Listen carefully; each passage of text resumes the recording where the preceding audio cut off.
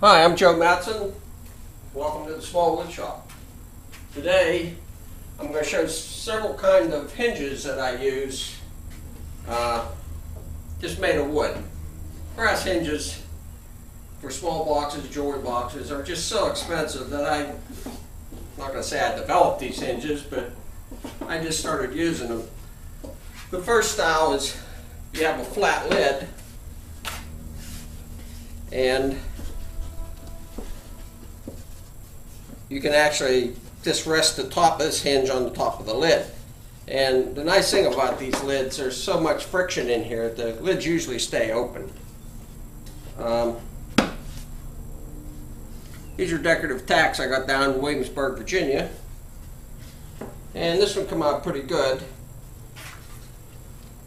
The next type, if you have a raised lid, like on this humidor, you have to, and the insides ain't in this humidor, but what you have to do is you have to make the spokes on the hinge and then inlay them in the bottom of the lid. And the other part's just the same, it just goes here. These come out pretty nice, and again, it just stays open. It's very nice. The last style is no woodworking hardly at all. On this cherry box, I stick decorative stones on there for handles. The brass ones are so expensive. I can get this rock for 75 cents. This is just a flat lid recessed down in, and then on the sides here you build up, or you can leave the wall of this come up to this height, and you just stick brass pins in there to hold the lid, and it does the same thing.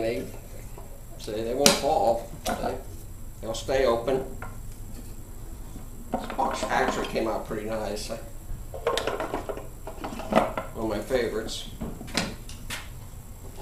The whole choice for me when making these two types here is the box cutter blade. You go 3/8 quarter, and I use this Woodsmith box cutter jig.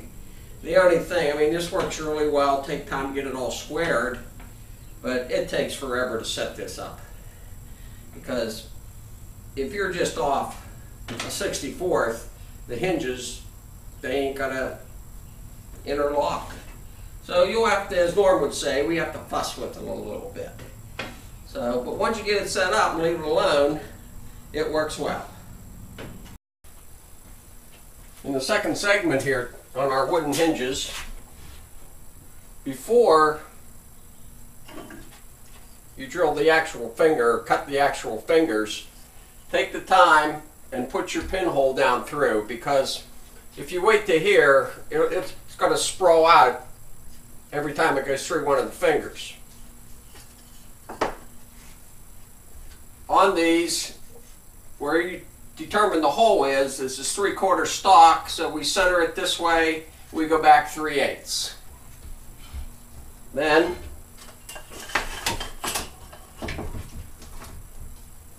we have to hit the center right on in search of center, and I always use a finish nail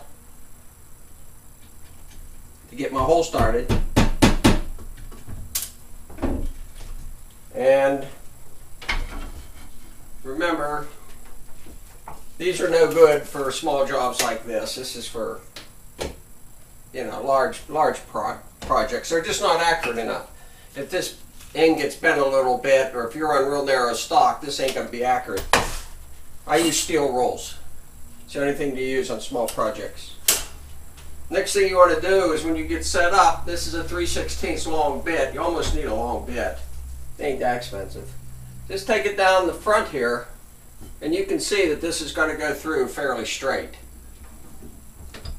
Also, I've added a little piece of blue tape down here to keep it from splintering. And the only other thing you have to do is to take your time. Don't rush this through, because it'll tend to drift off.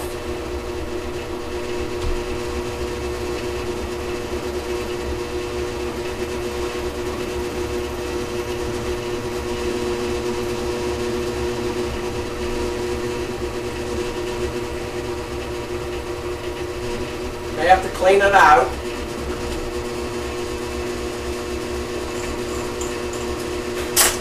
Put it back in. Don't force anything.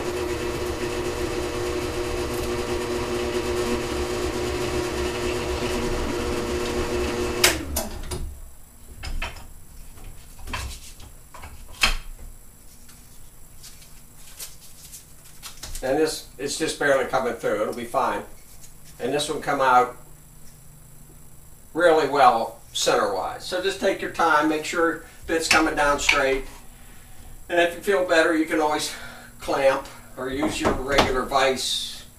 I like to use the wood clamps. It gives a nice flat surface, even pressure. And then it's time to go over to the box joint jig and actually make the fingers. Well, here we are in our final leg, actual cutting of the fingers for the hinge. And again, I put blue tape on the back to guard against chip out. You can also use the router station to do this. You can even use a back saw and do it all by hand. It's whatever your preference is. Carefully set up your jig and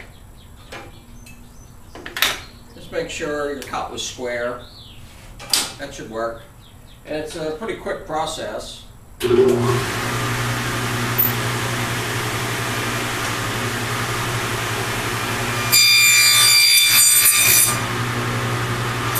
Never drag the work back through.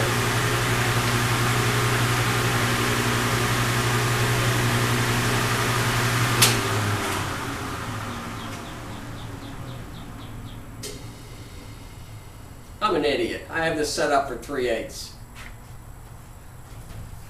The blade. I have to change it.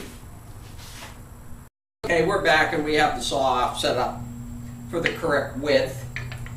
I'm sure glad this wasn't walnut or padauk or some kind of expensive wood. So you just push them through.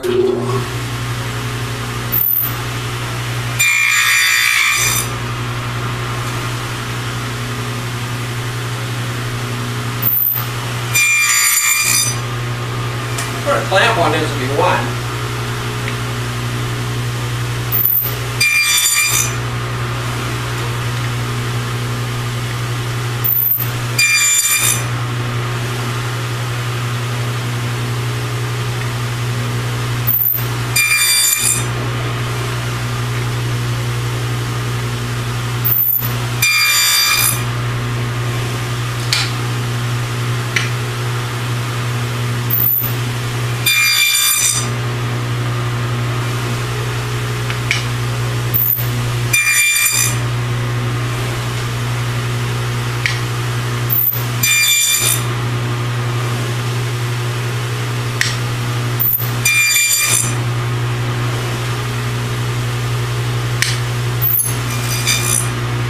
Already did that one.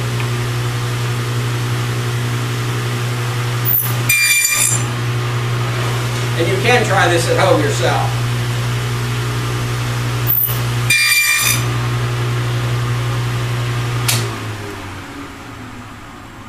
Then you're going to have to adjust the width accordingly. How wide you want your hinge. And it'll be snug. And just cut it however you wish, and it's very rewarding. Makes for a nice strong hinge too. I forgot one important thing to tell you. When you're done with your hinge, put it together, and this is the kind you have to cut an inlay. Let's say this was the back of the box. You have to cut this down. So this part will fit down flush. And you get your pin in, and then lay that down in your inlay, and you got to clamp this, and then either glue it or put the screws in, however you want to do it. If you don't do it that way with the pin in here, you're never going to get it lined up properly.